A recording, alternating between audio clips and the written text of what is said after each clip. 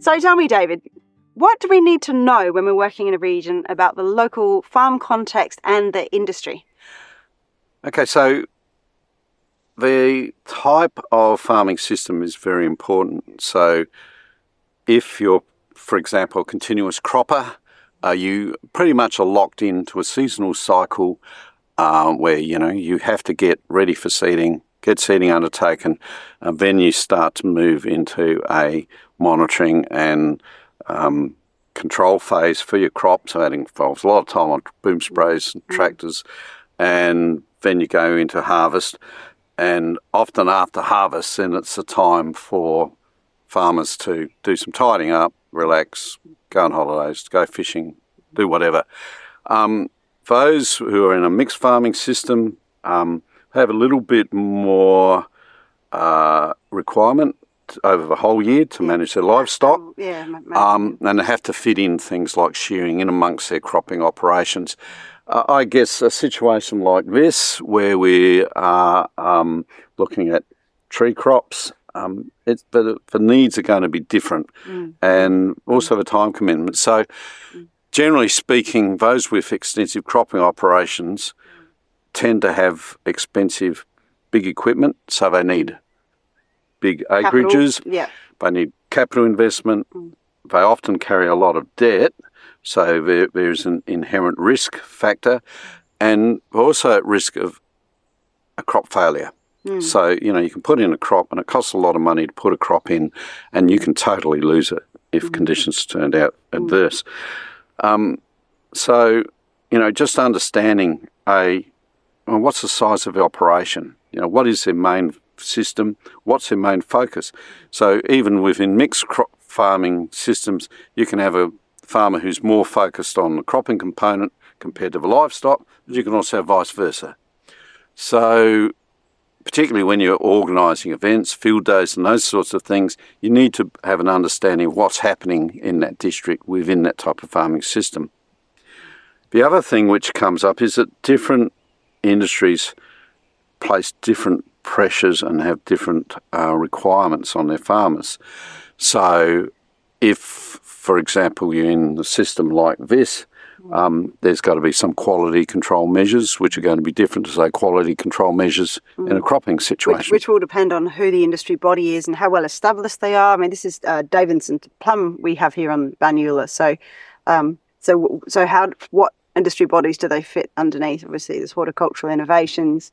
But also on this farm, you've got macadamias over there, which have the Australian Macadamia Society. And then they also have cattle, and then they're also linked in with New South Wales farmers. So all of those different organisations. But of course, some of those industry bodies, some of those are more around advocacy for farming as well. Yeah, and because we're on a regenerative farm and we talk about regenerative systems, industry places some constraints on about how we can utilise less intrusive practices. So, for example, grain quality control absolutely doesn't want insects within the grain. And so in a lot of cases, you have to use pesticides. You have no choice. So industry itself can put constraints on practices which farmers can or can't use. And we need to be aware of that. And in the case of then organic grains industries, how do they manage that? Well, organic grain industries are generally much smaller niche industries. A key focus is on, weed contamination. So, they don't want contamination with non-grain specific species. They don't want insects. And a lot of what you actually earn is based or influenced on protein levels. So we look at protein, which means you've got to keep your nitrogen applications up. So it's a completely different ballgame to, say, an organic system. And in terms of the organic systems, there's a different situation of rules, regulations and processes for certification, many of which actually rely on international expectations of farmers. So you might have your national bodies and industry bodies, and you also might have international expectations if you're wanting to export your products as well. Yeah, that's right. And I guess the other thing about farm context is that if you're in a larger operation, that tends to mean that you actually have less community around you. So larger areas between farms. large areas between farms. So, there are travel considerations to be considered. But it all comes down to, if you're in an area with very few farms, largely scattered,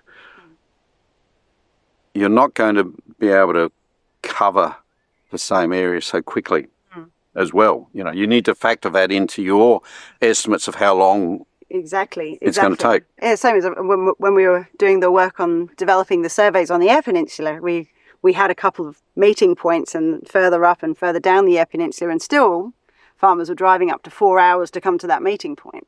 Yeah, exactly. And, the type of enterprise really influences a whole range of factors well beyond the fact, well, do I harvest grain or do I sell livestock? Exactly. And particularly, how would you say that works in relation to markets? Okay, yeah, so there's quite a lot of market influence now, which probably wasn't there 20, 30 years ago. So there's a lot more grain marketers out there working as private businesses, supporting farmers.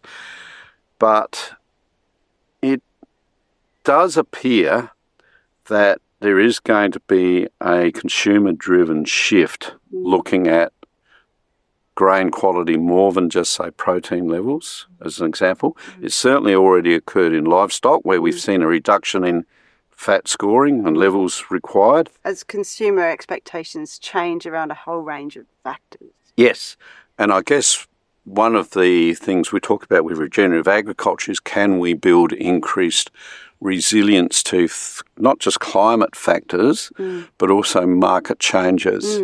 Absolutely. So when you are dependent on a particular source, I know that farmers, when I was working in the Wimmera, not so long ago, farmers were talking about the impact of rising nitrogen prices and ammonia. So they were, according to the group I was doing that workshop with, people were trying rotational cropping again. So they were starting to try different practices because they recognised that there was this vulnerability to the price of nitrogen, and that links in with things that are well outside of people's control. The Ukraine war driving up the price of oil, because it's heavily dependent on energy to create that ammonia, leading those prices to go up, and those kind of fluctuations. That's right. And I guess with nitrogen as a specific example, is that the price basically doubled. And when that was the single biggest fertiliser input cost, we went from,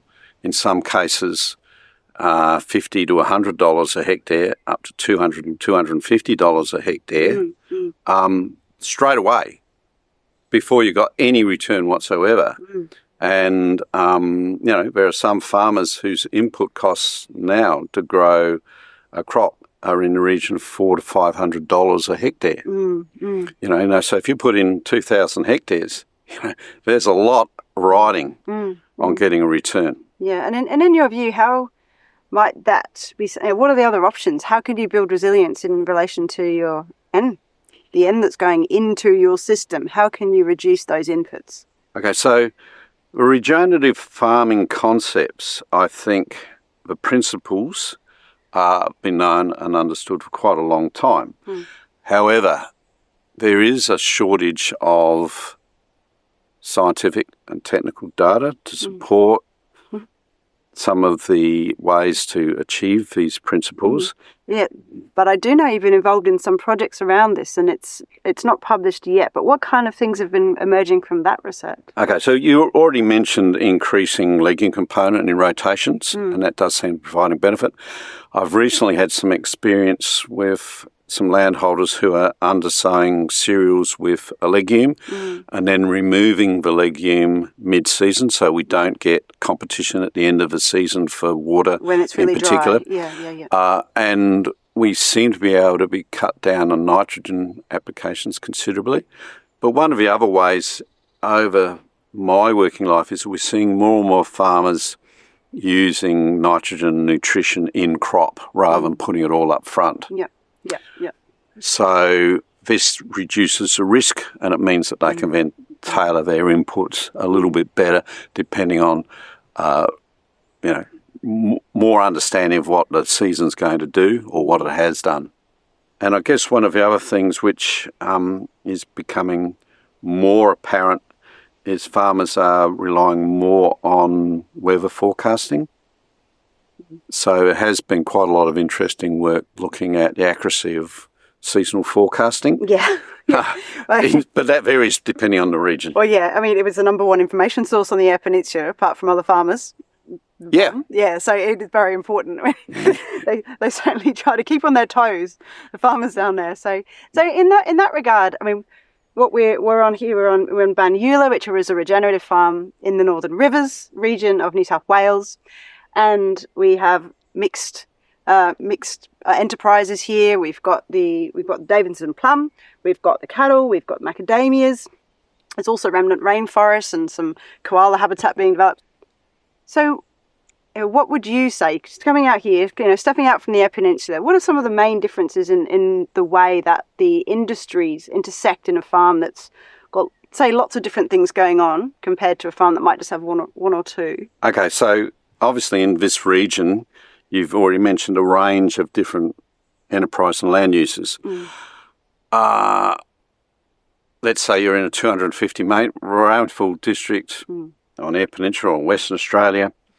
Your options are pretty limited to broadacre systems. So when we talk broadacre systems, it's either cropping or livestock or a mixture of both. And that's pretty much it. And that itself brings restrictions because depending on water availability and cost of water, that will influence your livestock capacity.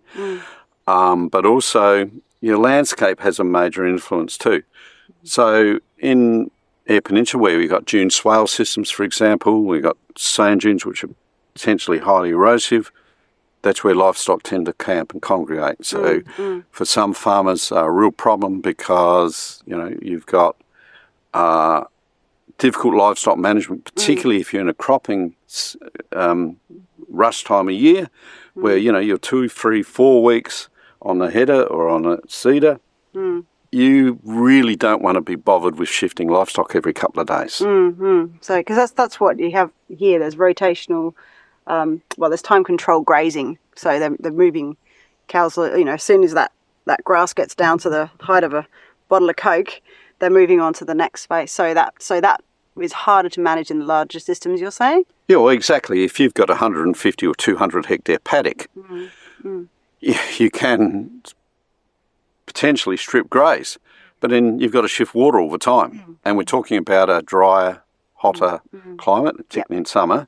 So you have to have good water security, which, again, in one of your surveys, I think water security came up as a major issue. Yeah, absolutely. Across regions, water security is always a major issue. That's one thing that farmers have in common, understanding even if they're used to higher rainfalls, their ecosystems and crops for that region depend on those higher levels of rainfall. So all of those things can be quite relative. And so I guess, that comes down to some of the ideas of regenerative agriculture itself. Some ideas are not going to work necessarily everywhere, or if they are going to work in a different region, you're going to have to think about all of the other constraints that might come with them. Yeah, and some of the larger operations, getting suitable staff is a major issue. And even when we talk about, say, the remoteness of Eyre Peninsula, a lot of education is done well off of the local area. So, we've got a lot of kids sent to Adelaide for education or sent down to the larger towns for education. So they're not there to assist on farm constantly. And so that affects the landholder's decision making about what can I actually take on? And that comes down to a really important concept, is not just time constraints on farmers in doing the operation, but it's time constraint on farmers to actually think and plan and adapt and adopt new principles.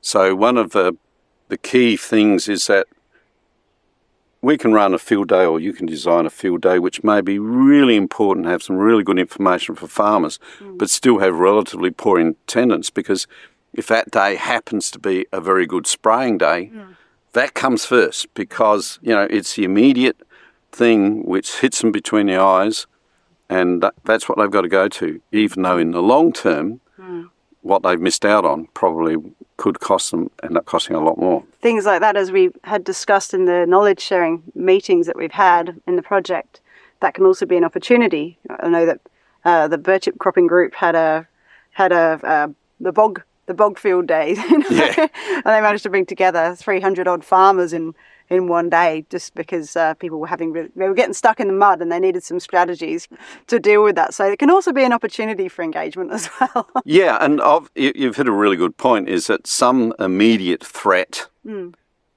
will draw people in. And one thing a lot of farmers have moved to is to have private consulting agronomists. Yeah. And the agronomist's role is mainly there as a problem solver, but immediate problem solver. In a lot of cases, they're not necessarily thinking about a long-term systems approach, because that's not what they're really paid for. Often paid year to year. We've definitely discussed this in a few different regions. Yeah, so, you know, that's one thing to consider is there anything else which is happening at the time, which is likely to affect people's attention engagement. But again, this longer term learning, particularly if you're looking at changing, you know, minor changes to a system, like say changing your herbicide use or the time of spraying, or you know, changing a fertiliser, they're generally very easily adopted and accepted quite quickly. However, if you're looking because they fit within the paradigm that people are already used to. Yes. But the way of looking at things, sorry. But they're used to it, and it's comfortable and easy to shift. Whereas more complex and strategic operation changes, like multi-species pasture cropping, they take a lot longer. Multi-species is not so bad, but certainly I was around long enough to know when stubble retention and no-till was first being introduced. That took, you know, a few years. Eyre Peninsula adopted in South Australia much quicker than some other areas in South Australia, due to these other constraints which I've talked about. But, you know, the one thing about training and extension and engagement with farmers is, you know, is this fun to do, or is it just a pain in the backside? So, you know, one thing I would never do is run a training or extension event when there's a major clearing sale in a district. So I know where the farmers will be. They'll be at the clearing sale. Because they like to look and see what other people have got. There might be something which they can pick up which is useful to them, but it also is a really good social opportunity.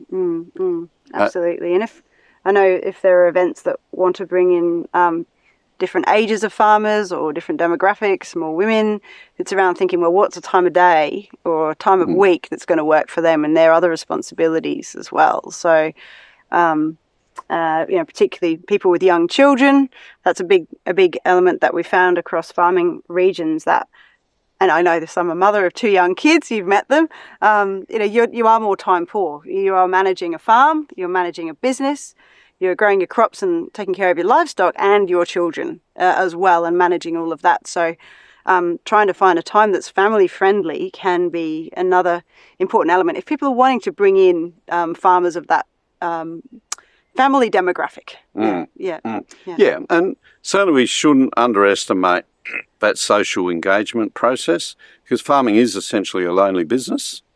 You know, you can sit on a boom spray day after day after day with only yourself and the radio for company. So it's good sometimes to get out and get them talking and socialising. And quite often, you know, you'll set a workshop and you'll try and keep it short, serve a point and that sort of thing. And farmers will appreciate that. And then they'll spend the next hour sitting around having a yak in the car park. Which is really important, and kind of what we sort of lost with COVID and online engagement. It is. It's really important. I think it's fairly well agreed across all sectors of society that a short meeting is a good meeting is a short meeting, but actually allowing for that time around it for that social engagement, or something that's optional and afterwards that people can do to bring people in. Because when you do have regions that are much more sparsely populated, you've got larger farm size. I know that's the case across many Australian farming systems. Certainly it was the case in the Western Downs, where the sports clubs were a major connector, but also, you know, certainly on the Eyre Peninsula and in big parts of the Central West as well. It's people want to have those social engagements much of the time, but at the same time they're also busy and time poor. So it's a constant balance, I guess. Yeah, it's a juggle, and I guess the number one thing is that farmers learn by doing and looking. So if we look at, say, the cold learning cycle, which I've looked at some years ago, and we actually had a group of close to 30 farmers actually sit through a test, it really showed that there's a strong focus on learning by doing. Yeah, practicing, giving it a crack, trying something a little bit different. Yep. Experimenting, yeah. And that's why, if you can actually, rather than sit in a room talking to farmers and having your usual PowerPoint presentations and blah, blah, which are all okay, but actually do it with association, with something which they can visually see, touch, feel, and discuss, it tends to work a lot better. And certainly we found that in the social benchmarking data from the soil CRC surveys, there's farmers like to see that local success. They love to see that evidence, and they also love to hear from their neighbours, from other farmers. They want to sort of hear it from the horse's mouth, so to speak, a lot of the time, and that way they can allow them to have those conversations that help to build their understanding and their confidence in trying something different. Yeah. And ultimately, building those relationships over the long run as well is a really important part of it. Yeah. So basically, extension engagement is really about supporting development of confidence. Yes. And it's not disgorging a whole heap of information at them. Yeah. It's whatever you think will work to deliver interest, but also confidence to give it a go. Yeah, exactly. And farmers are really good at giving a go if they don't think it's a waste of time.